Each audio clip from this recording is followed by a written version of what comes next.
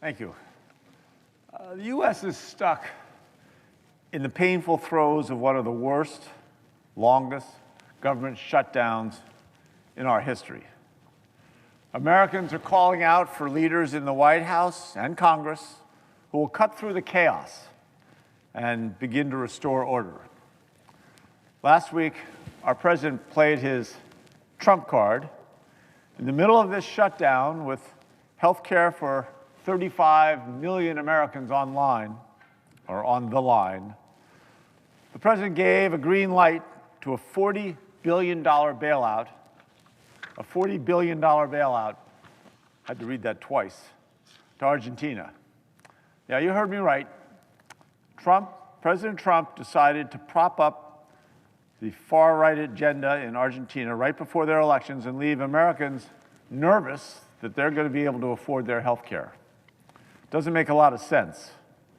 The real gut punch, he did it right as 20 million Americans are bracing for their health care costs to, in many cases, double or more when the ACA premium tax credits expire. Now, think about that for just a moment. Instead of spending $40 billion to lower health care costs for 20 million Americans, President Trump decided that the $40 billion should go to Argentina. That's certainly not America first.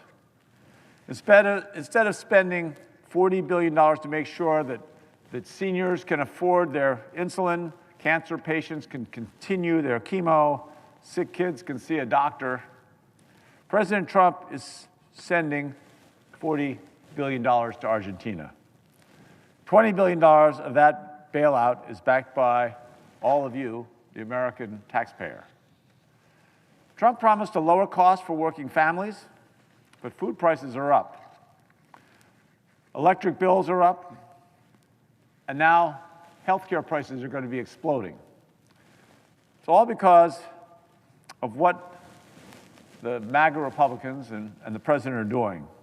Here's the reality. In July, Republicans passed their budget bill that's going to strip roughly $1 trillion out of Medicaid and the Affordable Care Act. It's the largest cut to health care in the history of this country, the largest cut to health care in American history. It's exploding our national debt by trillions, and it gives pretty lavish tax breaks to some of our largest corporations and some of our wealthiest individuals. As if working families needed another hit, 20 million Americans are going to see their health care premiums double when ACA tax credits expire at the start of the year. On this Saturday, every single American can log online and see the new cost of their premium if they're on the exchange. In Colorado, the Denver Post reported today that premiums will double. And for far too many, this is going to be financially devastating. We're trying to get our arms around the increase that we're going to see in medical bankruptcies. In Colorado, a family of four making a combined $128,000 is going to have to pay $14,000 more for their health care.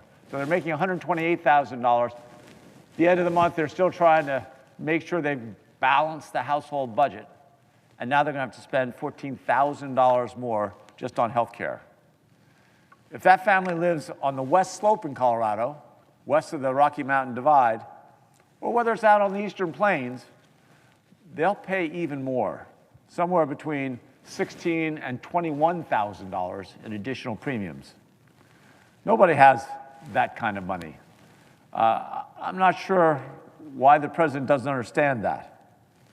Small businesses, some with very tight margins already, are going to be forced to choose between insurance or layoffs. Roughly 225,000 Coloradans are in that group that are going to see their premiums double. Double.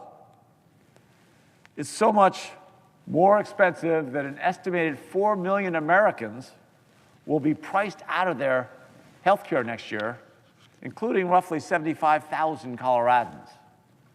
And for those people with pre-existing conditions, boy, that's taking a dangerous hit. And if you think you're safe because you receive insurance through your employer, think again. People are going to continue to get sick regardless of whether or not they have health care. The fact is, of course, that more Americans get sick when they can't afford basic preventative care. That's why they call it preventative care. Here's a startling fact that came out of a Harvard study in 2009. Americans without health insurance on any given year have a 40% higher risk of death than those with insurance in that same given year. I'm going to repeat that. Americans without health insurance have a 40% higher possibility of dying than those with insurance in any given year. The result, when there are fewer insured Americans in the entire system, insurance companies raise premiums on those who do have insurance to make up the shortfall. That means we're all in the same leaky ship.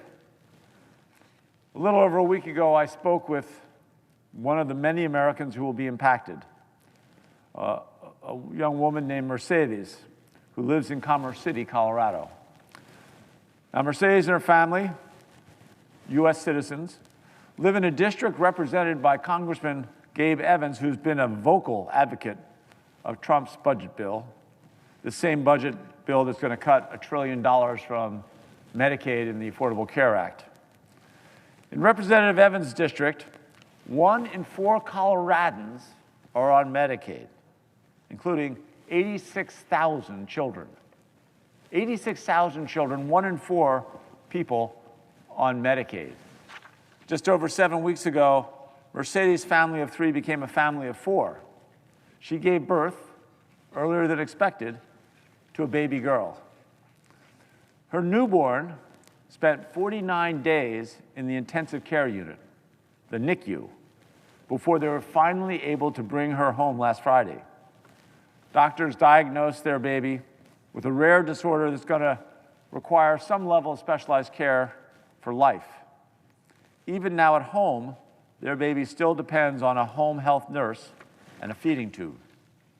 So when Mercedes recently opened a letter informing her that her insurance premiums are going to skyrocket once the ACA tax credits expire, it wasn't a function of being frustrated.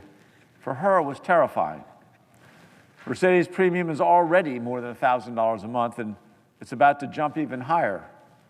In addition to running their business, caring for their newborn with a fragile health condition, and raising their 7-year-old daughter, Mercedes and her husband now have to worry about their ability to be able to afford health care, to be able to stay on the health care that they have. They have a baby who is fully dependent on expensive hospital care. If their premiums go up, how are they going to afford the NICU bills? What will they have to sacrifice? Will the food take a cut? Will their rent go into arrears? Will they afford their medications? Mercedes doesn't have to go through this. No American should have to go through this. And Mercedes isn't alone. There are 20 million Americans bracing for these types of cuts. 20 million more people, just like Mercedes, who depend on their health care to afford their prescriptions, to keep a roof over their heads, and importantly, to stay out of the hospital. It doesn't have to be this way. All that the president and the MAGA Republicans have to do is extend the health care tax credits.